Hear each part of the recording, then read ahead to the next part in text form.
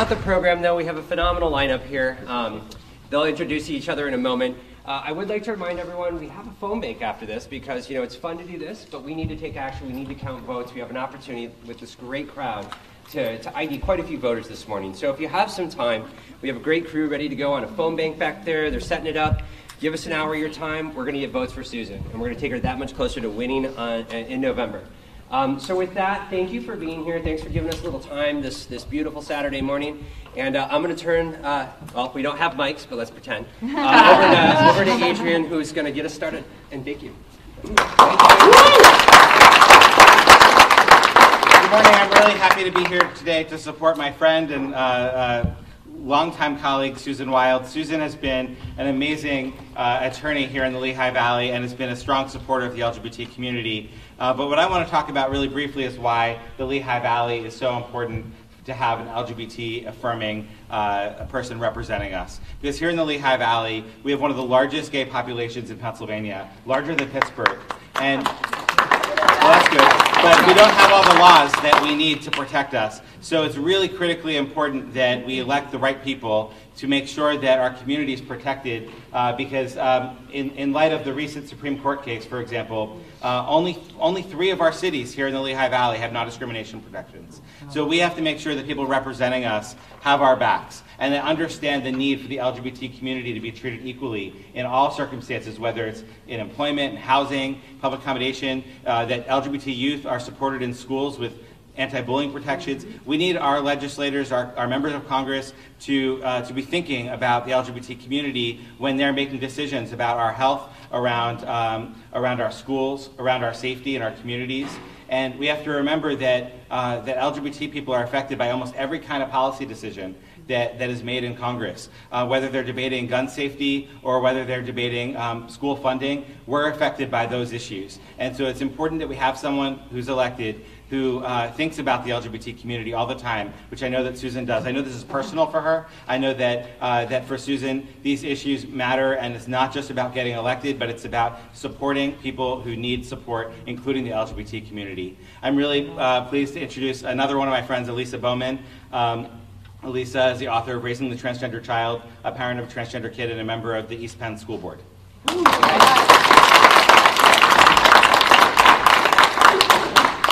So I work as a writer and editors, and because of that, I'm going to tell you a story.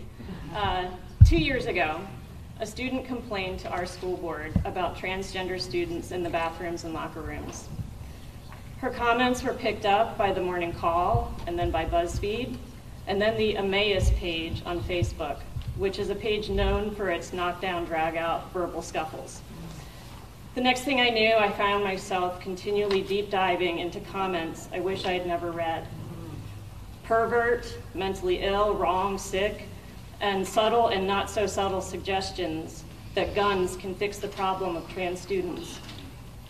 What terrified me was not the words themselves, but it was this, the people who were typing them. Some were parents of kids who attended school with my son. One was a police officer that we knew, someone that we waved to as he drove his cruiser through town. For the first time in my life, I no longer felt safe in my community. I wondered if my home alarm and my 2 dogs were enough to protect our family, and I considered moving. It's a horrible, horrible feeling to not know which neighbors you can trust, and to not know if you can even trust the people who are sworn to protect you. I wish that feeling on no one. And I wish this kind of fear were rare. But I know it's not.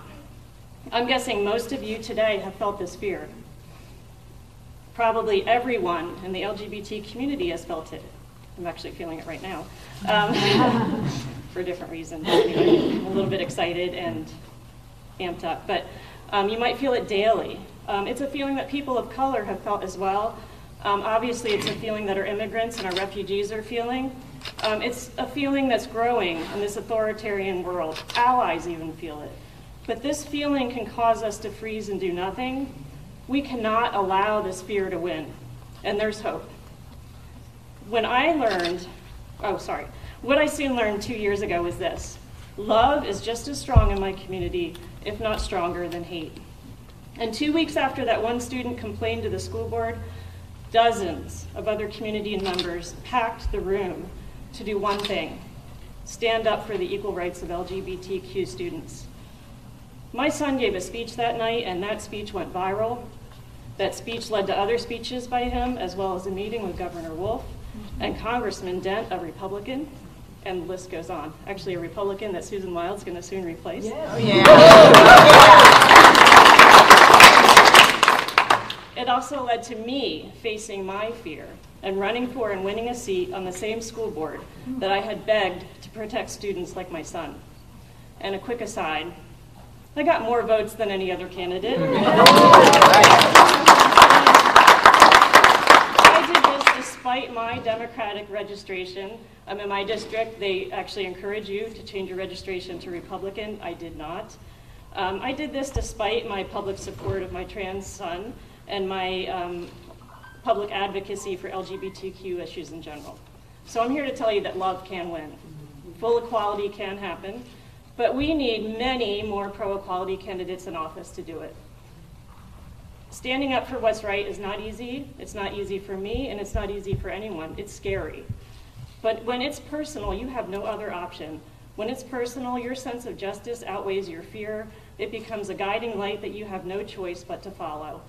And that is precisely why we need Susan Wild in office.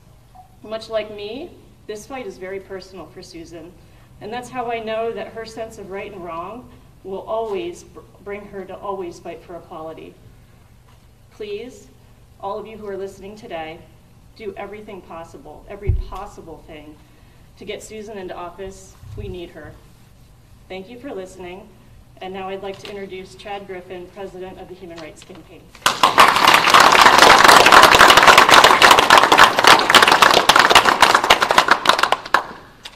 Give another round of applause.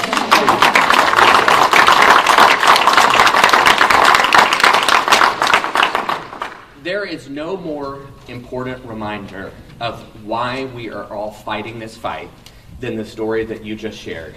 And your willingness and your son's willingness to stand up, to speak out, and not just to march and not just to protest, but to sign up to run for office and ultimately to win. That is exactly why we are all in this room today. I want to begin, though, just by acknowledging, first of all, thank you, Adrian, for your incredible leadership here in this community. I also just want to acknowledge, I know State Rep Mike Schlossberg is here. Where are you? As well as Phil Armstrong, the county executive here in Lehigh. We are grateful for your leadership in the state legislature and here locally to extend protections to all people and to treat all residents of this state equally as it relates to protections under the law. As you all know, there are no explicit statewide protections here in this state or federally. And you ask the question, why? And the answer is because we have folks who stand on the other side who not only work to block our progress, they introduce legislation to roll us backwards, to take this country back. And that's exactly what's happening at the national level. Our community has been under attack since Donald Trump and Mike Pence took office. Day in and day out, this administration has attacked LGBTQ people, has attacked transgender people especially, has attacked immigrants, has attacked women, and people of color. The list goes on. We would be here all day if we were talking about every single attack this administration has made on our community. But I have to tell you, Susan and I were talking about this earlier, I've never been more optimistic. I think what we're seeing as evidenced by the turnout today is we're going through a great awakening of our democracy. People are standing up. People are speaking out. People are marching. But we're not stopping there. We are organizing and we are marching right into the voting booth. Because there are a lot of distractions these days in this country coming out of the White House. There's a tweet or an executive order or some insane action on not just a weekly basis or daily basis. It's pretty much by the hour these days, right? 24/7. Don't get distracted by all that. That's what they want us to do. We have to all focus on what we can actually do something about.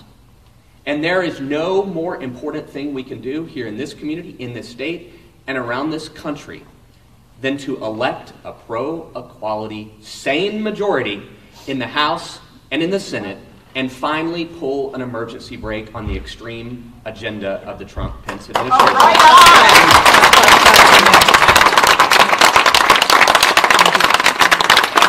And I know you all know this, but our road to doing that runs right through the valley, runs right through this district. We have to win here. It's going to take countless hours of volunteering, donating resources to Susan's campaign, be willing to sign up to make phone calls like we're doing later, and then to canvass, to knock on every door we can knock on. Adrian mentioned the power of the LGBTQ community right here in the Valley. Statewide in Pennsylvania, there are more than 363,000 LGBTQ voters. You add our allies onto that, folks who are willing to make a candidate's position on equality a centerpiece of who gets their vote, we can not only determine the outcome of this election, but we can determine the outcome of elections all across the state and all around this country. When we are organized and when we're mobilized, as I know you are here in this district, we win elections. And you're told this every year. In fact, folks like all of us have walked in front of you many a times over the course of a lifetime and said, this is the most important election of our lives. How many of you have heard that, right? Guess what? This election is actually the most important election of our lives. We have never had more at stake in modern times than we have today. And you are so lucky in this district to have the pro-equality champion that is Susan Wild. She has spent her career standing up for what's right.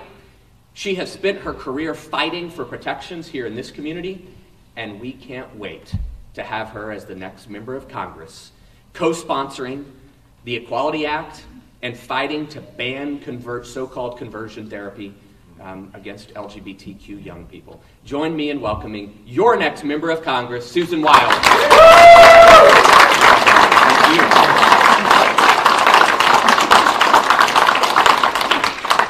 I'm a little bit teary-eyed listening to that for a couple of reasons. One is just because it means so much to me to have this endorsement, and I am so incredibly grateful for it. It also just brought home to me the enormity of this race and the responsibility that I have undertaken in running for Congress to make sure that the rights of everyone are protected and advanced. And a core part of me, the person that I am at my core, believes strongly in human rights for everyone. And this is the way I was raised. I was raised by a mother who came from a long Quaker background and instilled in me the values that went with that, which included compassion for others and protection of others and working harder for others than one does for oneself. So that is me at my core. But as I moved into this campaign mode, the responsibility that came with it was really impressed on me as I started to read about what happened and already knew about what is happening in the world today. And so I accept this responsibility. I want this responsibility. I want to go to Washington to fight for all human rights, but specific to the people who are here today, LGBTQ rights are really important to me. I will spend the rest of my time on this earth, the right to community, hard against the attempts and to, as you said, the regressive administration that we now have when it comes to LGBTQ rights. Some comment has been made about the fact that this is a very deeply personal issue to me, and I just want to tell you what that is. I have, within my extended family, and without identifying anybody in particular, I have a member of my family who is a trans young adult. And I have seen firsthand the difficulty, discrimination, stress, depression, bullying that person has encountered over the last 15 years.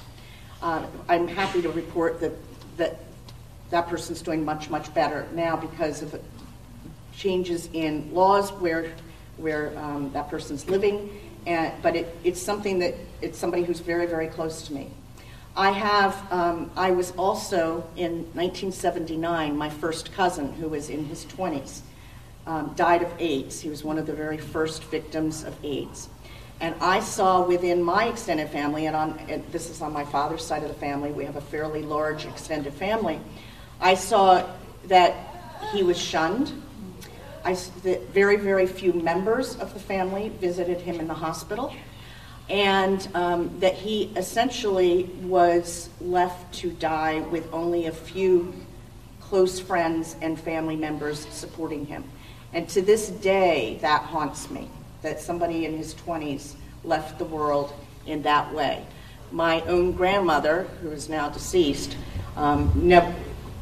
insisted on believing that he died of pneumonia, which ultimately he probably did, but that was not the point of it. And that has been with me since 1979, the fact that happened, and it really made such an impression on me. This was a first cousin that I had grown up with, had played with as a child, and just the idea of it, and we are a very close-knit family, and the fact that we left one of our own to die in that manner was horrific to me. And finally, on a happier note, and with his permission, I will say that my father's only remaining sibling, my 92-year-old uncle, came out in his 70s and is the happiest individual I know. It is as though he was reborn after living a life in Alabama with a minister father and the same mother that I referred to before, the grandmother of my cousin, and obviously led a very, very repressed life, and is now fully enjoying life, travels with all of us, and is just a delight to be with, and is delighted to be able to live his true self. So what I have learned through my own personal family experiences is that love is love.